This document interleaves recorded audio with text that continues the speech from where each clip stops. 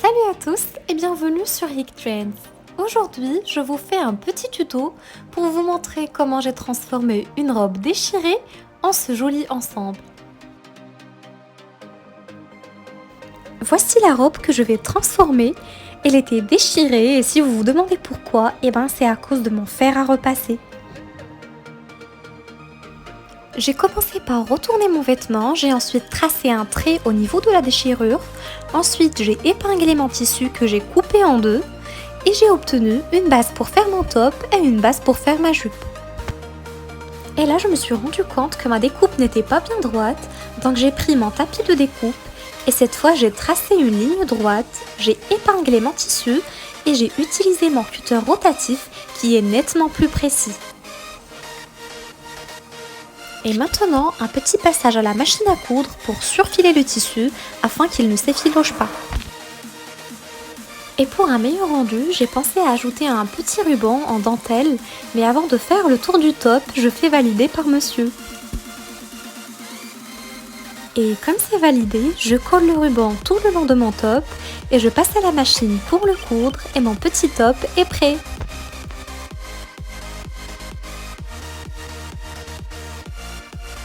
Maintenant, c'est le tour de la jupe et comme elle était vraiment trop large, j'ai pensé à en faire une jupe portefeuille. Donc j'ai commencé par enlever un quart du tissu. Ensuite, j'ai enlevé les boutons parce que je ne voulais pas les garder.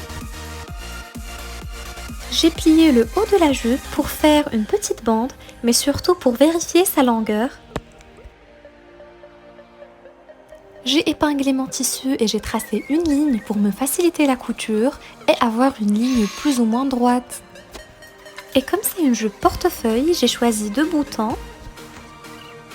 J'ai mesuré la largeur et l'épaisseur de mes boutons pour faire les boutonnières à l'aide de la machine.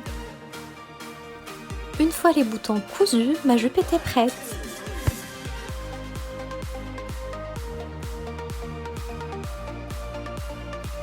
Et le petit bonus, j'ai pris le quart de tissu qui me restait, j'ai découpé une bande d'environ 60 cm x 10 que j'ai épinglée. J'ai ensuite tracé une ligne droite, toujours pour me faciliter la couture, et je suis passée à la machine pour la coudre. Ensuite, j'ai réduit les marges de couture pour pouvoir retourner ma bande plus facilement. J'ai découpé une bande élastique d'environ 23 cm et 3 heures plus tard, j'ai réussi à l'insérer dans ma bande pour avoir mon tout premier chouchou.